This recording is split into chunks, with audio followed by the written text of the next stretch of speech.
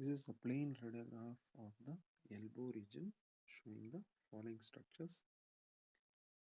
Number one, we can see the lower end of the humerus.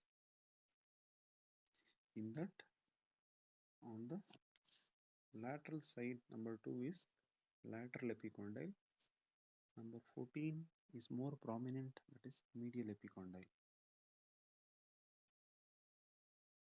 Here you can see number 3, that is one rounded bulge for the head of the radius, it's called capitulum. Whereas number 12 is the pulley-like structure called the trochlea. We can see number 13, that is the olecranon process of the ulna, a overlapping shadow with the trochlea. It is fitting into the olecranon fossa, that is on the posterior aspect. On the anterior aspect, there is coronoid fossa. Where you can see number 11 and 4, that is elbow joint line. It is normal to have 0.5 centimeters or 5 millimeter gap between the lower end of radius, lower end of humerus, and upper end of radius and ulna. That is an elbow joint line. Number 10 is the superior radioulnar joint.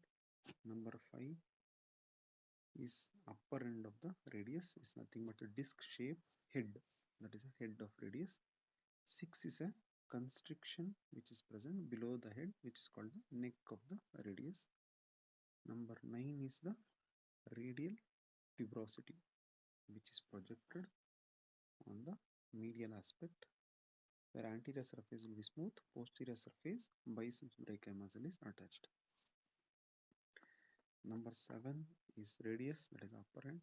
Number 8 is the ulna. 7 and 8 are shafts of the radius and ulna respectively. So this is a plain radiograph, anterior-posterior view of elbow region showing the lower end of the humerus, upper end of the radius and ulna. We can make out two joint lines. One is the elbow joint line, that is 4 and 11, and the 10 is superior radioulnar joint.